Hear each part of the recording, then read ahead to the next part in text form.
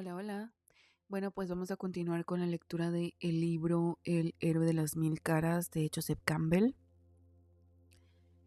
con el capítulo 3 de la primera parte, El regreso. 4.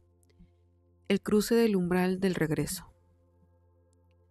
Los dos mundos, el divino y el humano, solo pueden ser descritos como distintos uno del otro. Distintos como la vida y la muerte, como el día de la noche. El héroe se aventura lejos de la tierra que conocemos para internarse en la oscuridad. Allí realiza su aventura, o simplemente se nos pierde, o es aprisionado, o pasa peligros, y su regreso es descrito como un regreso de esa zona alejada. Sin embargo, y esta es la gran clave para la comprensión del mito y del símbolo, los dos reinados son en realidad uno. El reino de los dioses es una dimensión olvidada del mundo que conocemos, y la exploración de esa dimensión, ya sea en forma voluntaria o involuntaria, encierra todo el sentido de la hazaña del héroe. Los valores y las distinciones que en la vida normal parecen de importancia desaparecen con la tremenda asimilación del yo en lo que anteriormente era mera otredad. Como en las historias de las ogresas caníbales, el horror de esta falta de individuación personal puede ser la carga total de la experiencia trascendental para las almas no preparadas. Pero el alma del héroe avanza valientemente y descubre que las brujas se convierten en diosas y los dragones en los guardianes de los dioses.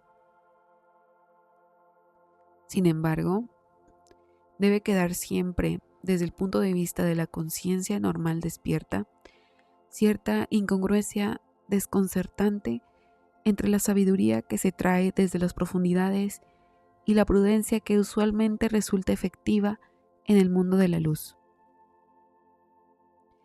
De aquí la divergencia usual entre el oportunismo y la virtud y la resultante degeneración de la existencia humana. El martirio es para los santos, pero los seres comunes tienen sus instituciones y no puede permitirse que éstas crezcan como flores del campo. Pero sigue blandiendo su espada, como en el huerto, para defender al Creador y sostenedor del mundo. El don traído de la profundidad trascendente se racionaliza con rapidez y se convierte en una no entidad, y se aviva la necesidad de que exista otro héroe que renueve el mundo. ¿Cómo enseñar de nuevo, sin embargo, lo que ha sido enseñado correctamente y aprendido correctamente mil y mil veces a través de varios milenios de tontería prudente en la especie humana? Esa es la última y difícil labor del héroe. ¿Cómo dar en el lenguaje del mundo de la luz los mensajes que vienen de las profundidades y que desafían la palabra? ¿Cómo representar en una superficie de dos dimensiones una forma tridimensional o en una imagen tridimensional un significado multidimensional? ¿Cómo transcribir en términos de sí y no revelaciones que convierten en contrasentidos cualquier intento de definir las parejas de contrarios? ¿Cómo comunicarse con personas que insisten en encontrar en la exclusiva evidencia de sus sentidos el mensaje del vacío omnigenerador? Muchos fracasos atestiguan las dificultades de este umbral afirmativo de la vida. El primer problema del héroe que regresa es aceptar como reales, después de la experiencia de la visión de plenitud que satisface el alma, las congojas y los júbilos pasajeros, las banalidades y las ruidosas obscenidades de la vida, ¿Por qué volver a entrar en un mundo así? ¿Por qué intentar hacer plausible o por lo menos interesante la experiencia de la felicidad trascendental a hombres y mujeres consumidos por las pasiones? Así como los sueños que parecen importantes durante la noche pueden parecer tontos a la luz del día, así el poeta y el profeta pueden sorprenderse haciendo el papel de idiotas ante un jurado de ojos graves. Lo más sencillo es mandar al diablo a toda la comunidad y retirarse de nuevo a la pétrea morada celeste, cerrar la puerta y asegurarla.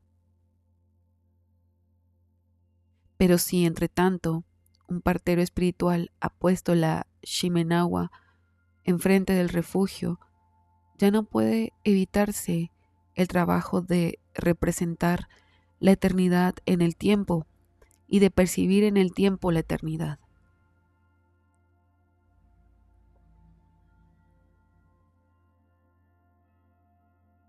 La historia de Rip Van Winkle es un ejemplo del delicado caso del héroe que regresa.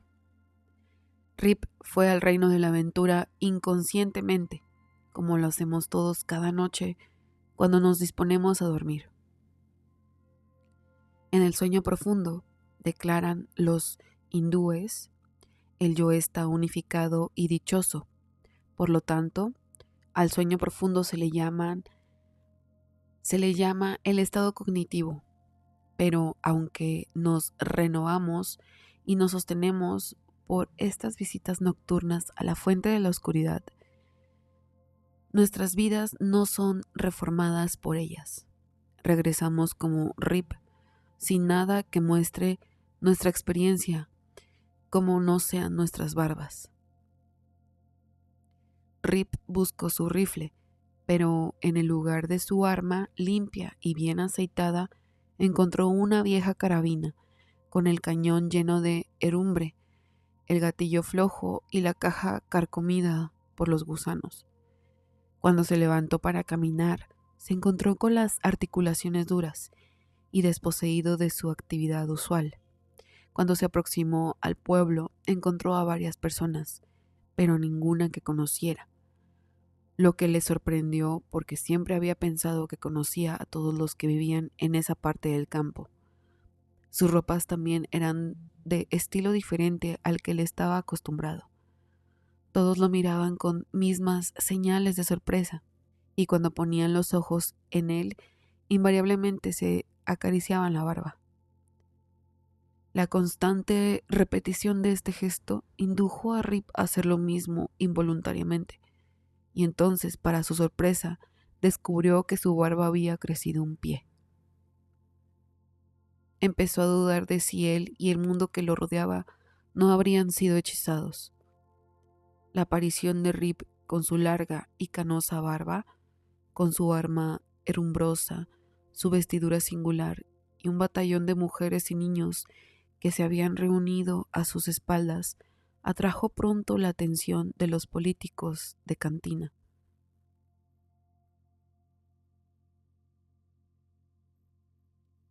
Lo rodearon mirándolo de la cabeza a los pies con gran curiosidad. El orador se le acercó y llevándolo aparte le preguntó por quién votaba. Rip lo miró estúpidamente. Otro personaje pequeño y activo lo tomó del brazo y poniéndose de puntillas le preguntó al oído si era federal o demócrata. Rip tampoco pudo entender la pregunta. Entonces, un caballero viejo, pomposo y seguro de sí mismo, con sombrero puntiagudo e inclinado, se abrió paso a través de la multitud, empujando con los codos a derecha e izquierda para abrirse paso y colocándose ante Van Winkle con una mano en la cintura y otra sobre su bastón, y mientras penetraba con el sombrero puntiagudo y los ojos afilados en el mismo fondo de su alma, le preguntó con severo tono qué lo había traído a la elección. con una escopeta al hombro y un grupo de gente a sus espaldas, y se intentaba iniciar una revuelta en el pueblo. «Oh caballero», gritó Rip, bastante acongojado, «soy un hombre pobre y tranquilo, nacido en el lugar y fiel súbdito del rey. Dios lo bendiga». Aquí surgió un grito de los espectadores. «Es un Tory, un espía, un refugiado. Échenlo, fuera con él». Con gran dificultad, el hombre pomposo del sombrero puntiagudo pudo restaurar el orden. Más decepcionante que el destino de Rip es lo que aconteció al héroe irlandés Oisin cuando regresó de una larga jornada con la hija del rey de la tierra de la juventud.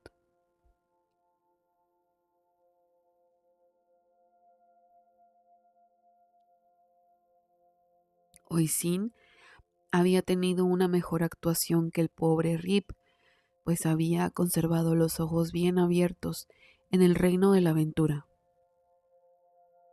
Había descendido conscientemente, despierto, al reino del inconsciente, sueño profundo, y había incorporado los valores de su experiencia subliminal a su personalidad despierta.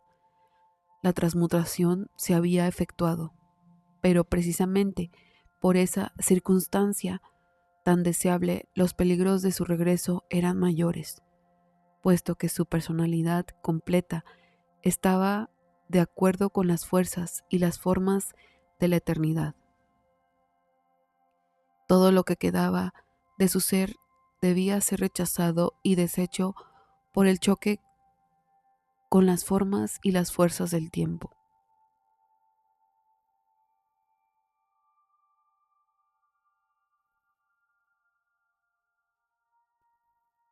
Un día, Oisin, el hijo de Finn McCool, salió de casa con sus hombres por los bosques de Erin y se le presentó la hija del rey de la tierra de la juventud. Los hombres de Oisin habían terminado la caza del día y dejaron solo a su amo con sus 3 perros. El ser misterioso se le había aparecido con un bello cuerpo de mujer, pero con cabeza de puerco. Ella declaró que la cabeza era un hechizo de los druidas y le prometió que desaparecería desde el mismo momento en que él se casara con ella.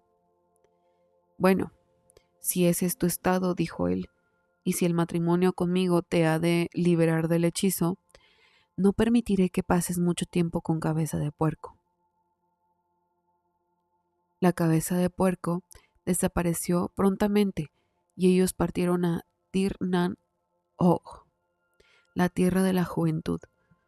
Oisin reinó allí muchos años felices, pero un día se volvió y le dijo a su esposa sobrenatural: «Hoy quisiera estar en Erin para ver a mi padre y a sus hombres».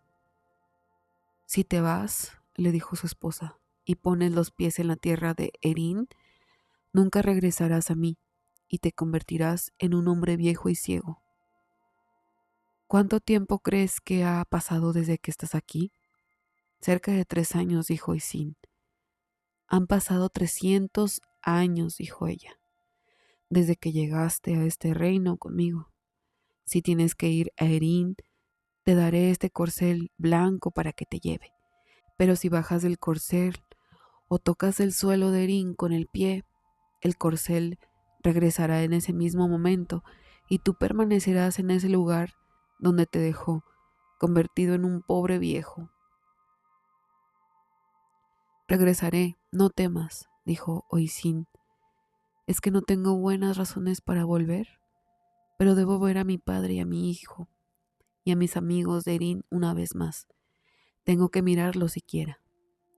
Ella preparó el corcel para Oisin y dijo: «Este corcel ha de llevarte donde quiera que desees ir». Oisin no se detuvo hasta que el corcel tocó tierra de Erin y siguió adelante hasta que llegó a Knock Patrick, un Munster, donde vio un hombre pastoreando vacas. En el campo donde las vacas pastaban había una gran piedra plana. «¿Quieres venir?», le dijo Oisin al pastor. y dar la vuelta a esta piedra? Por supuesto que no, dijo el pastor, pues no podría levantarla ni con la ayuda de 20 hombres más.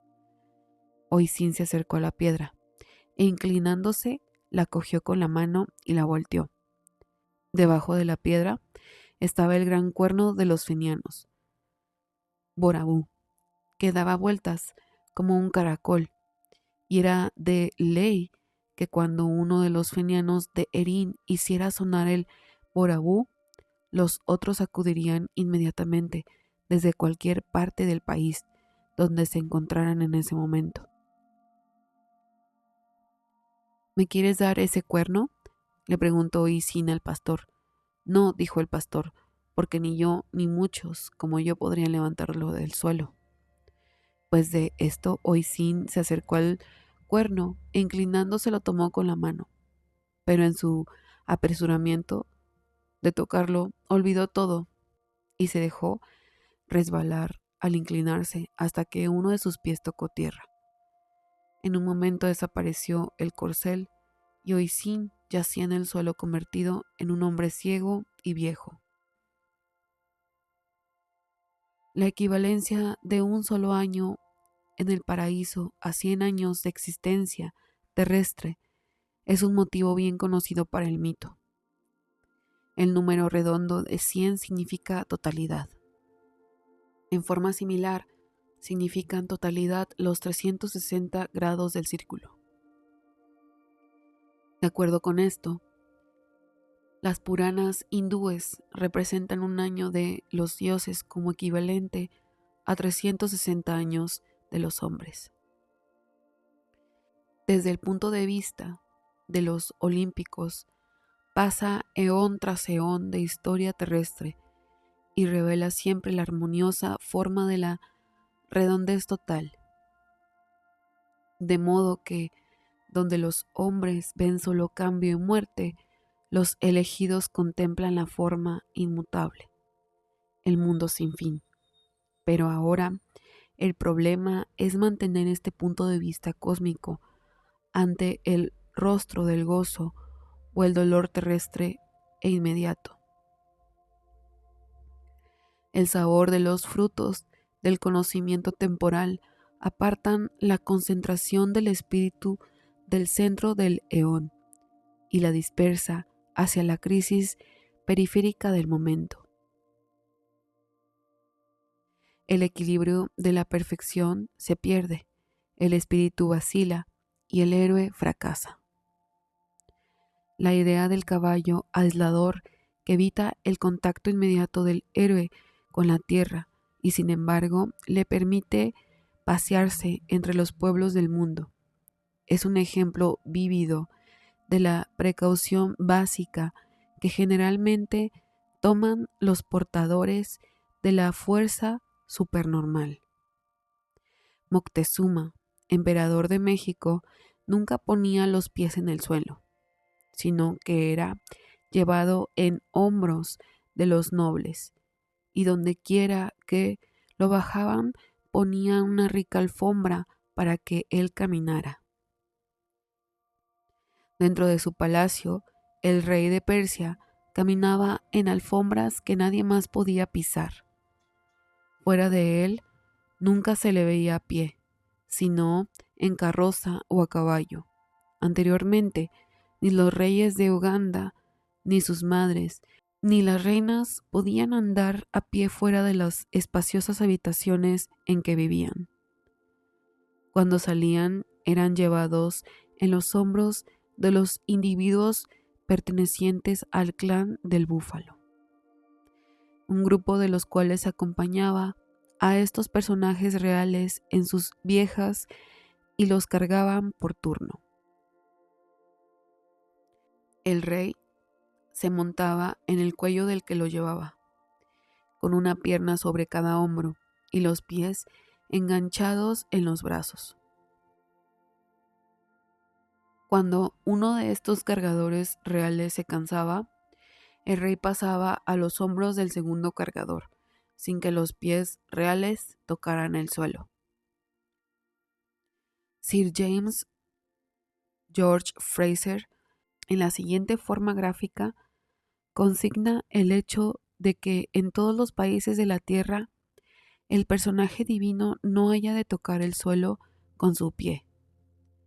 Aparentemente, la santidad, virtud mágica, tabú, cualquier otro apelativo que pudiéramos dar a esta misteriosa cualidad que se supone impregna a las personas sagradas o tabuadas. La concibe el filósofo primitivo como una sustancia o fluido físico de la que están cargadas. Igual que una botella de Leyden lo está de electricidad, y exactamente como la electricidad de la botella puede descargarse por contacto con un buen conductor, así la santidad o virtud mágica del hombre puede descargarse y dispararse por contacto con la tierra, la que en esta teoría sirve como un buen conductor para el fluido mágico. Por esta razón, con objetivo de preservar la carga de este desgaste despilfarrador, el personaje sagrado o tabuado deberá ser cuidadoso y prevenido, no tocando el suelo. En lenguaje de electricidad, debe estar aislado o se vaciará de la preciosa sustancia o fluido de la que, como una redoma, está lleno hasta el borde.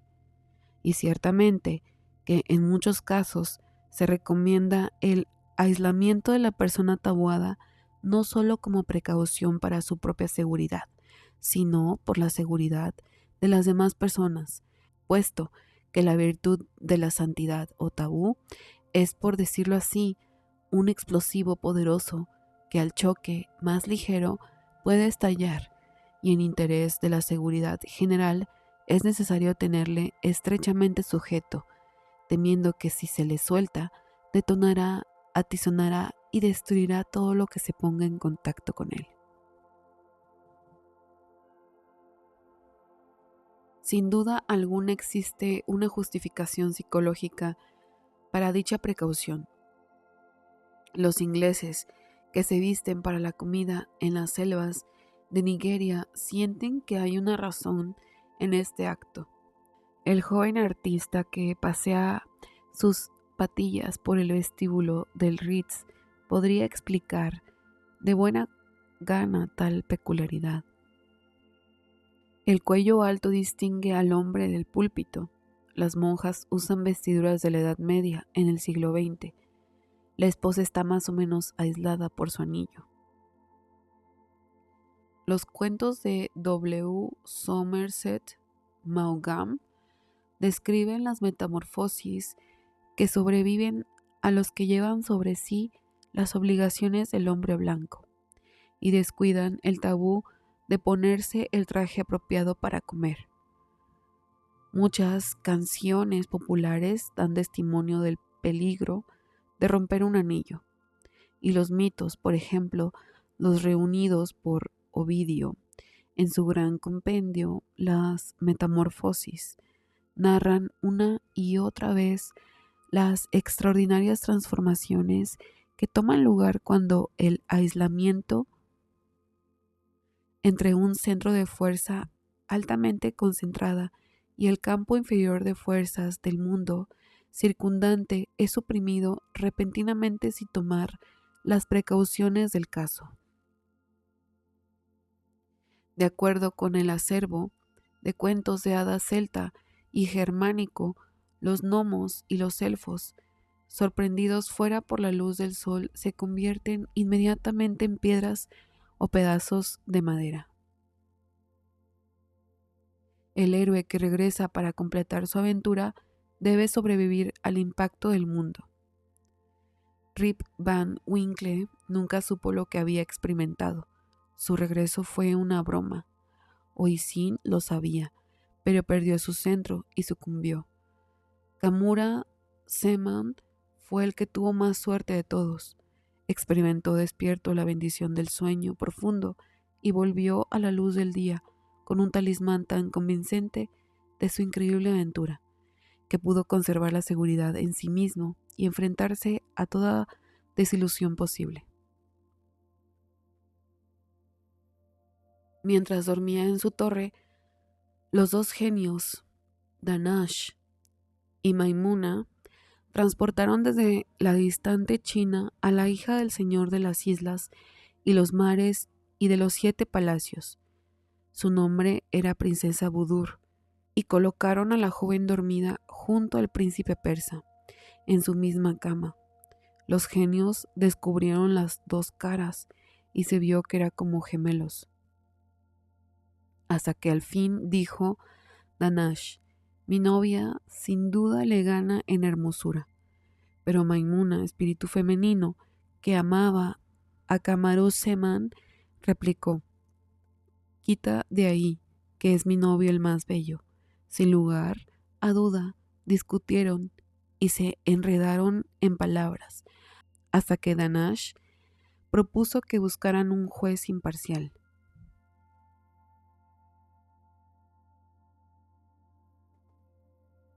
Maimuna dio una patada en el suelo y apareció un efrit tuerto y sarnoso, con los ojos atravesados a lo largo del rostro y 7 cuernos en la frente y 4 rabos peludos que le llegaban hasta el suelo, y unas manazas disformes con unas garras como las de los leones, y unos pies como patas de elefante con unas pezuñas borricales. El monstruo hizo una reverencia a Maimuna y le preguntó que qué quería. Supo que debía ser de árbitro y decidió entre los 2 jóvenes que yacían en el lecho mutuamente abrazados. Quedóse atónito y embelesado, y volviéndose hacia Danash y Maimuna, dio su veredicto: por Alá, que de los 2 no es posible decir cuál sea el más bello, que son entre sí tan semejantes como nunca lo fueran 2 mortales, en cuanto a la hermosura y perfección y gracia y distinción, sino que hay entre ellos otra diferencia, que la de ser el uno macho y la otra hembra, por lo cual se me ocurre a mí otra idea, y es que los despertemos a los 2, primero al uno y luego al otro, y aquel que demuestras de enamorarse de su pareja será el que quede por debajo en cuanto a belleza. Así se acordó. Danash se convirtió en pulga y picó a Camaruzzaman en el cuello.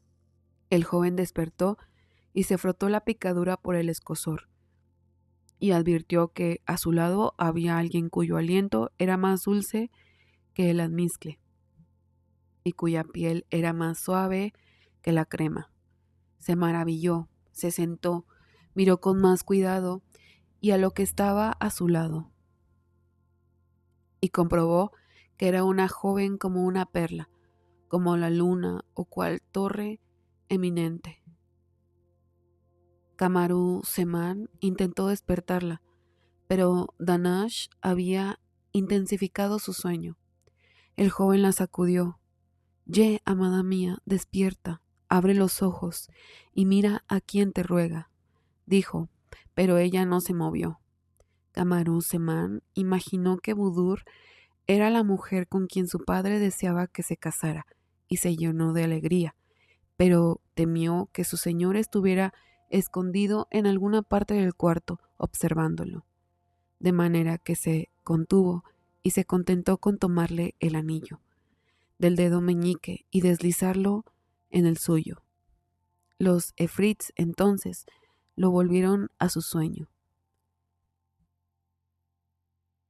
Contraria a la actuación de Camaruzzaman fue la de Budur.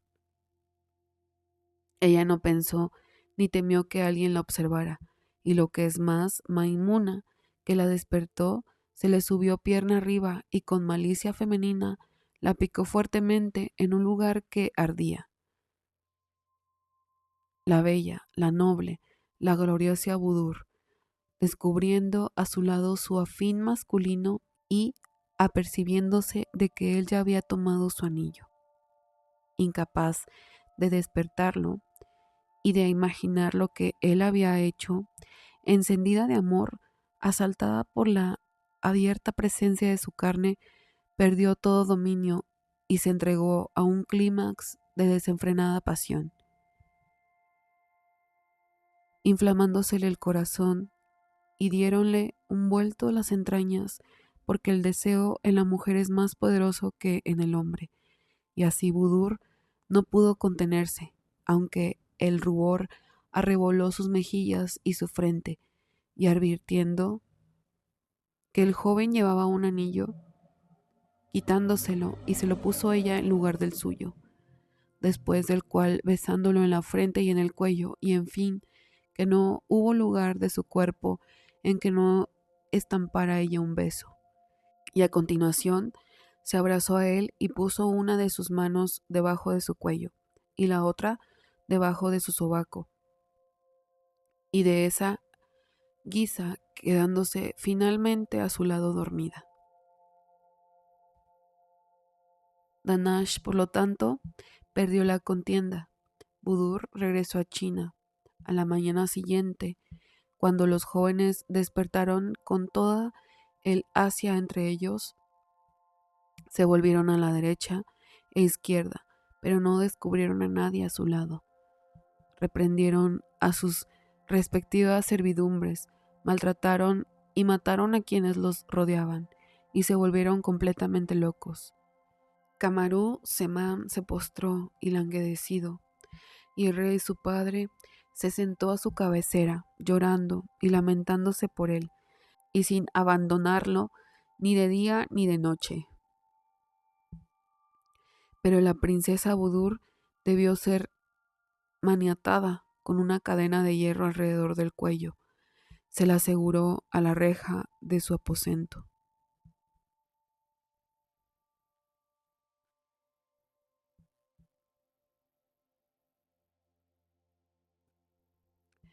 El encuentro y la separación, con toda su crueldad, es típico de los sufrimientos de amor, pues cuando un corazón insiste en su destino, resistiendo a los lisonjas exteriores, la agonía es mayor, así como el peligro. Las fuerzas, sin embargo, se habrán puesto en movimiento por encima del alcance de los sentidos.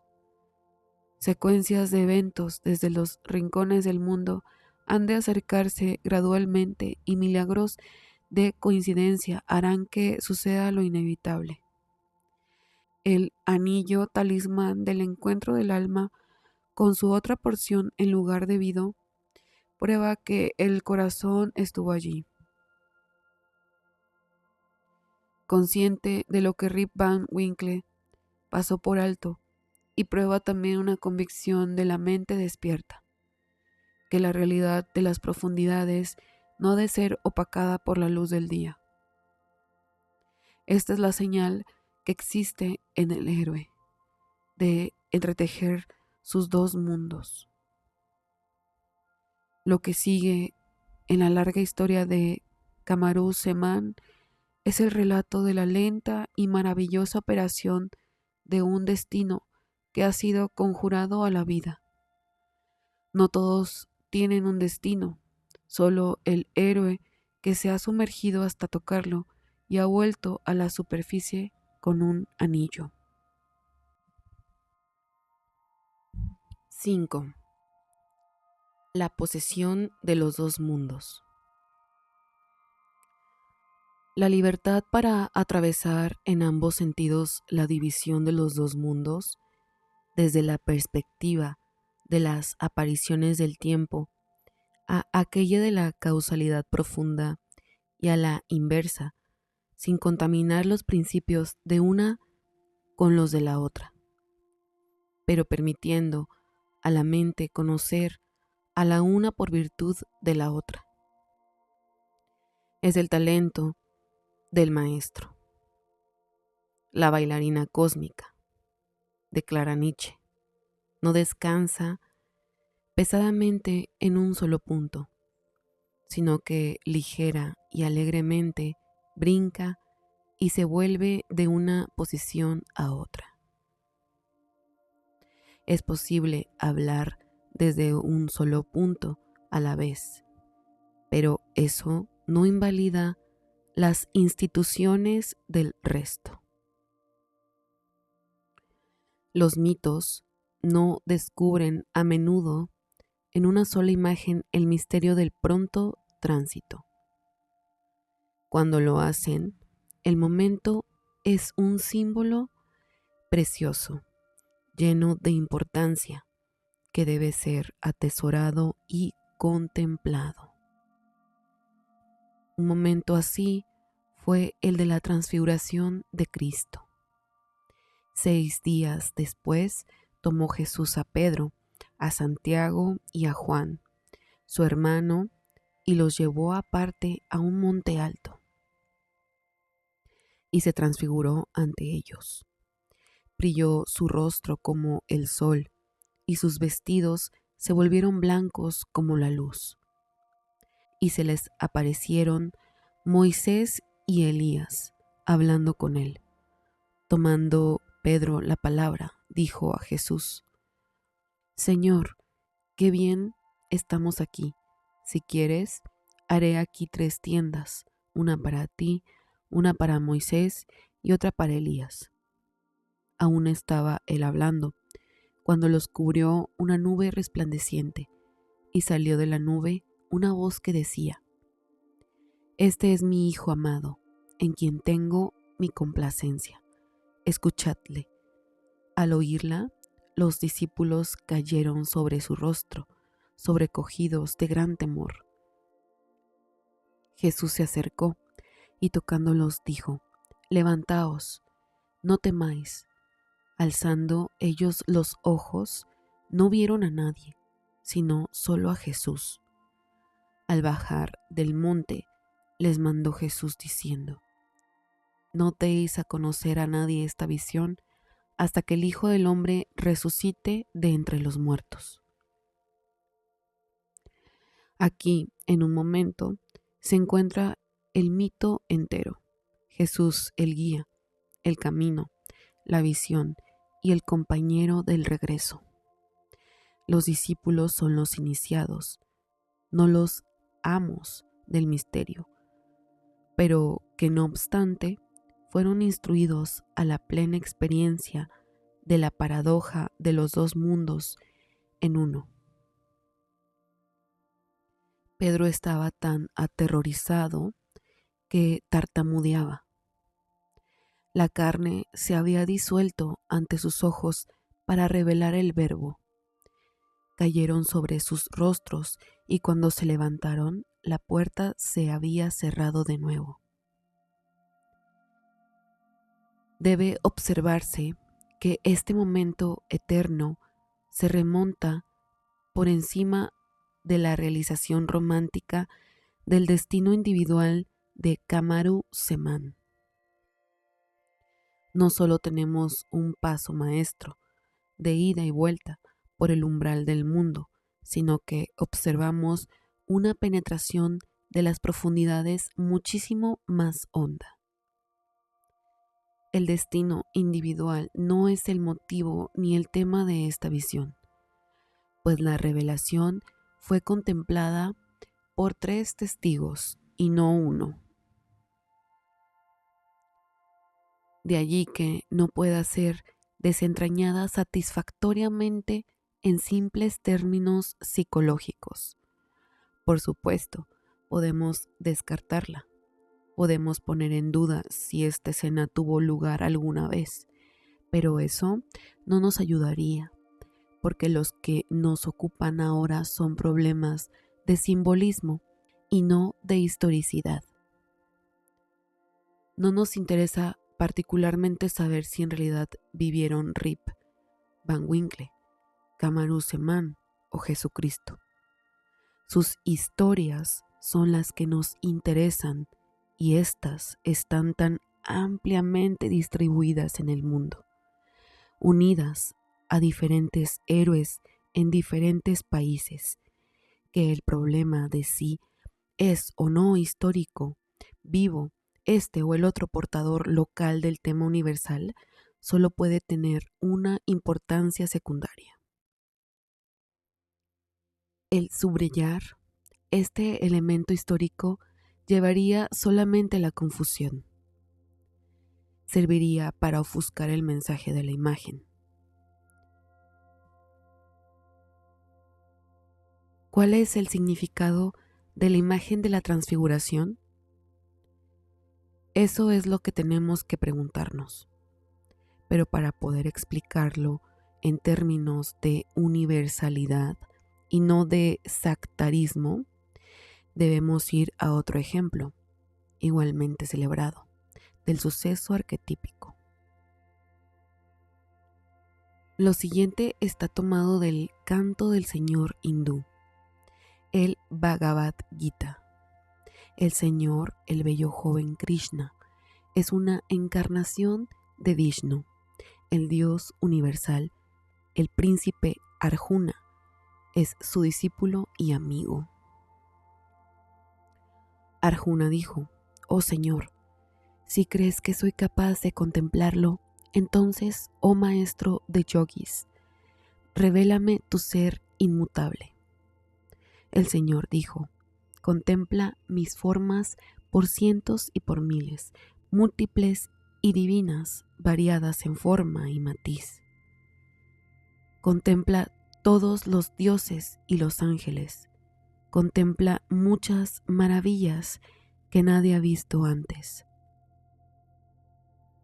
Mira aquí hoy el universo entero, lo que se mueve y lo que no se mueve, y todo aquello que desees ver.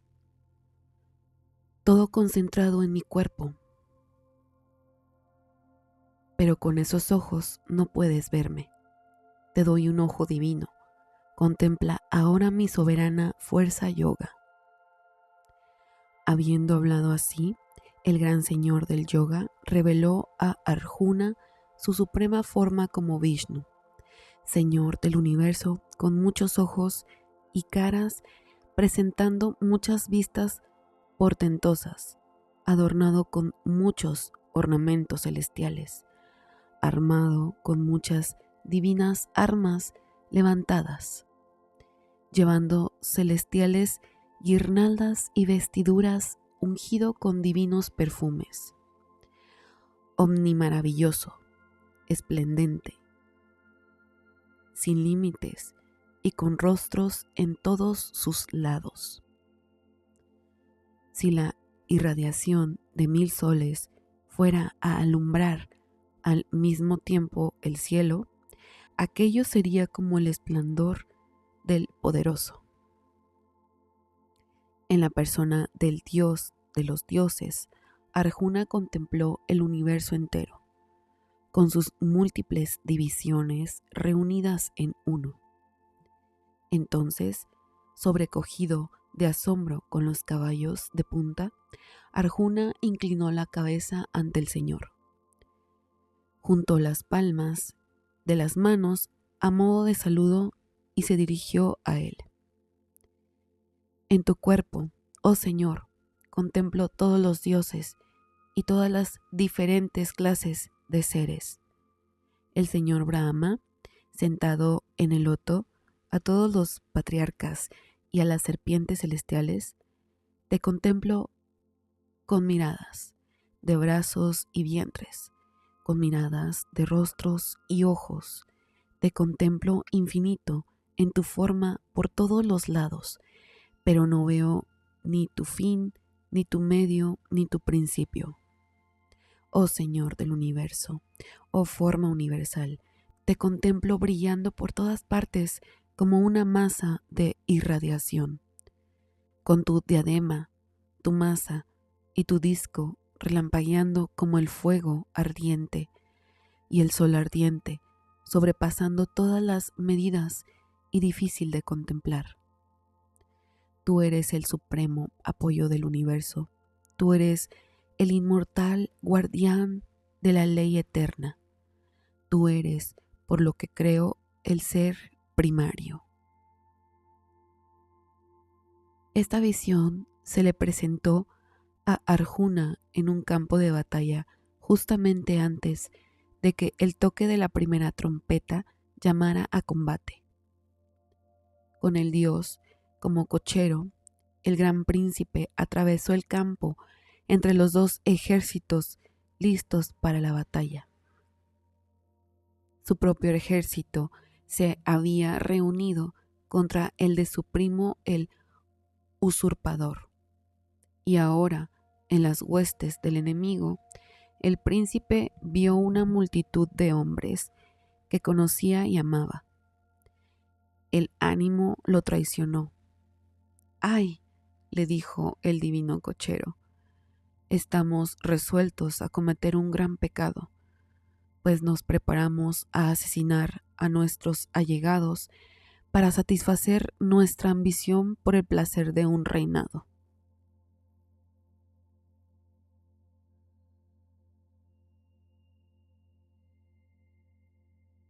Mucho mejor sería para mí que los hijos de Dhritarashtra, arma en mano, me mataran en batalla y yo estuviera pacífico y desarmado.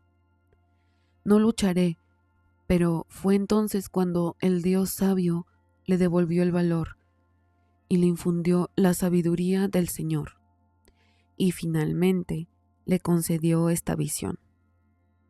El príncipe contempló enmudecido no solo a su amigo transformado en la personificación viva del apoyo del universo, sino a los héroes de los 2 ejércitos que desaparecían como el viento en las innumerables y terribles bocas de la deidad.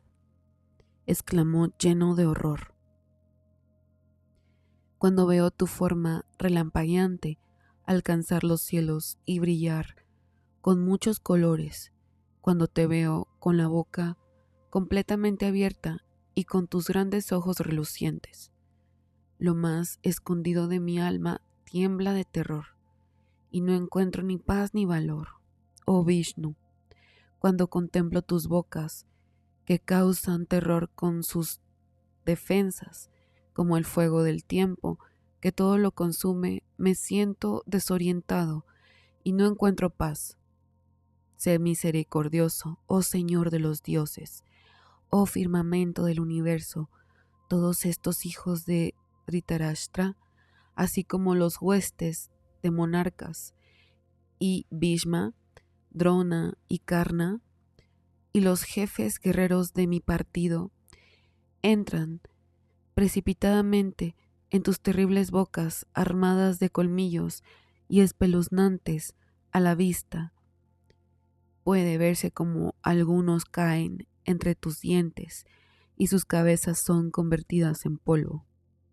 Como los torrentes de muchos ríos corren hacia el océano, así caen los héroes del mundo mortal en tus fieras y llameantes bocas.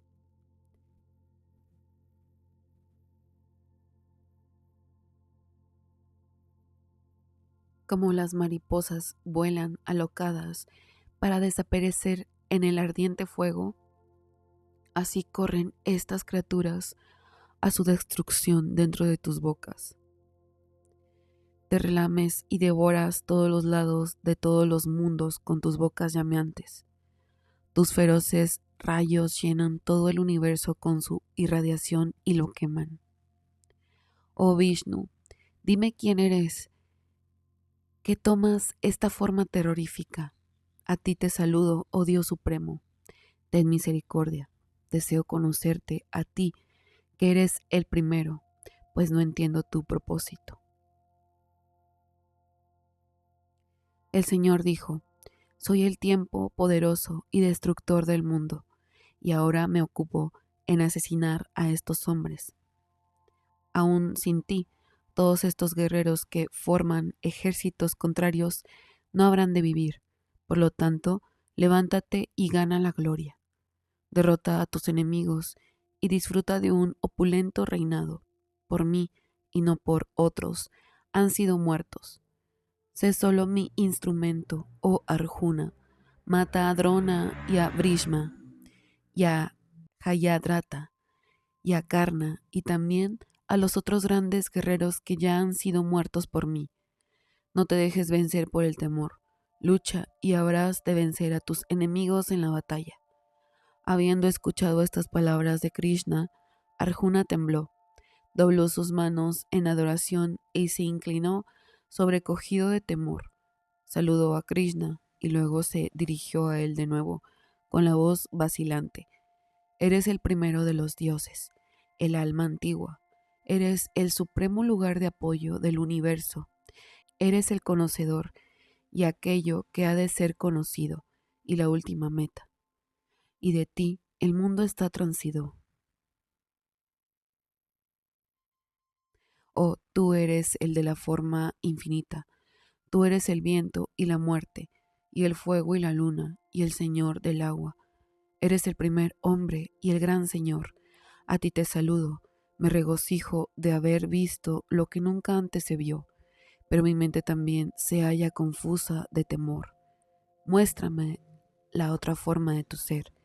Sé misericordioso, oh Señor de los dioses, oh firmamento del universo. Quisiera verte como antes, con tu corona y tu masa y el disco en tu mano. Asume de nuevo tu forma de los 4 brazos, oh tú, el de los 1000 brazos y las formas sin fin. El Señor dijo, por mí, gracias y por mi propio poder yoga, oh Arjuna, te he mostrado esta suprema forma resplandeciente, universal, infinita y primitiva que nadie más que tú ha visto. No temas, no te asombres al ver esta terrible forma mía.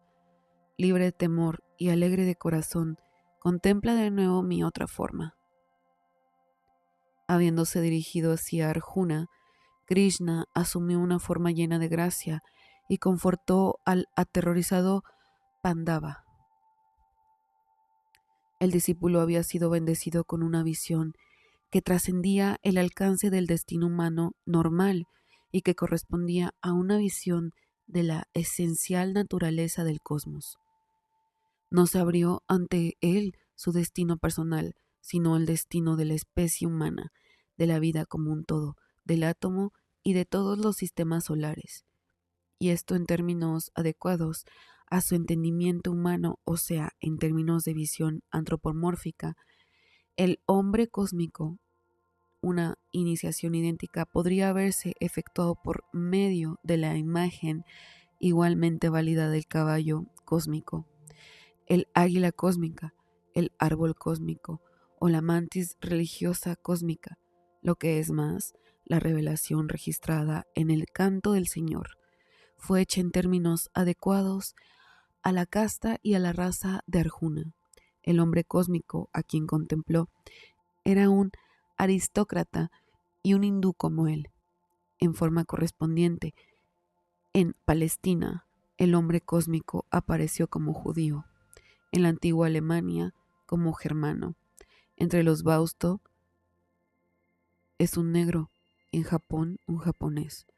La raza y la estatura de la figura que simboliza el universo inmanente y trascendente son de importancia histórica, no semántica. También el sexo, la mujer cósmica, que aparece en la icografía de los jainistas, es un símbolo tan elocuente como el del hombre cósmico. Los símbolos son solo los vehículos de la comunicación. No deben confundirse con el término final, el contenido de su referencia. No importa lo atractivos o importantes que parezcan, no son más que los medios convenientes, acomodados al entendimiento humano.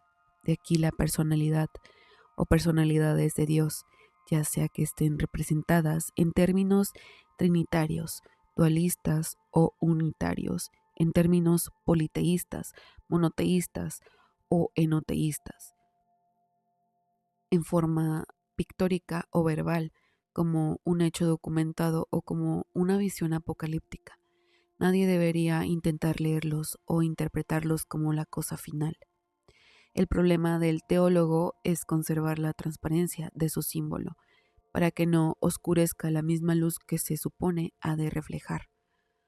Porque solo conocemos a Dios verdaderamente escribe Santo Tomás de Aquino, cuando creemos que está muy por encima de todo lo que posiblemente el hombre puede pensar de Dios.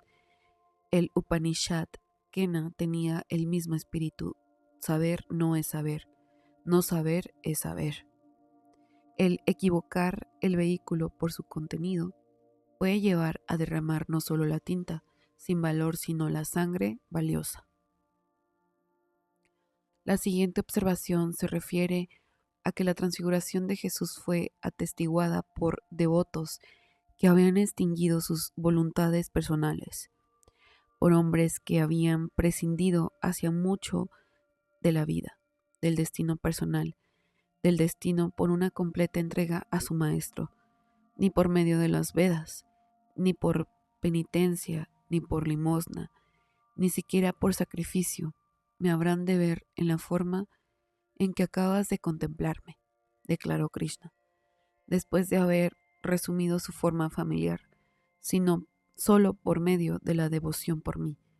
He de ser conocido en esta forma, realizado verdaderamente y penetrado, aquel que hace mi trabajo y me mira como la meta suprema, aquel que es devoto mío y no odia a ninguna criatura, ese vendrá a mí. La formulación correspondiente hecha por Jesús aclara el punto en forma más sucinta. El que pierda su vida por mí, la hallará. El significado es muy claro. Es el significado de toda práctica religiosa.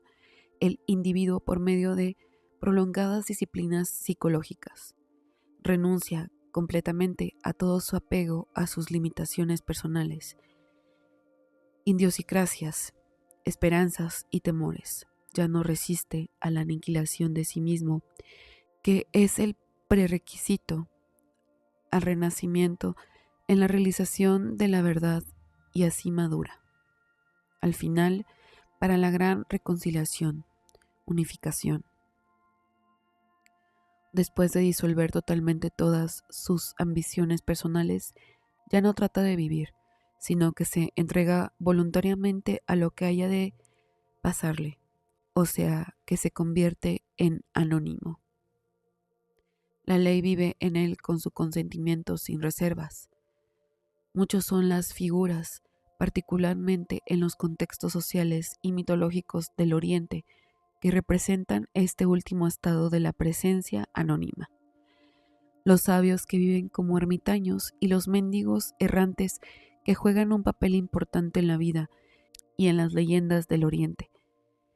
En el mito, las figuras como la del judío errante, despreciados, desconocidos, pero con la perla de gran precio en el bolsillo.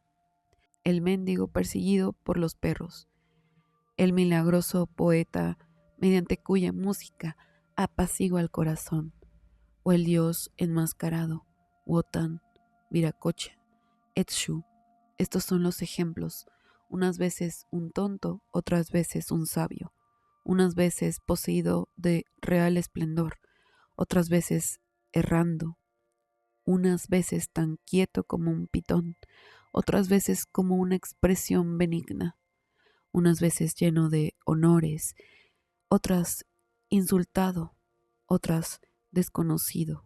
Así vive el hombre realizado, siempre feliz con la suprema dicha. Así como un actor es siempre un hombre, lleve o no la indumentaria de su papel, así es el perfecto conocedor de lo imperecedero, siempre lo imperecedero y nada más.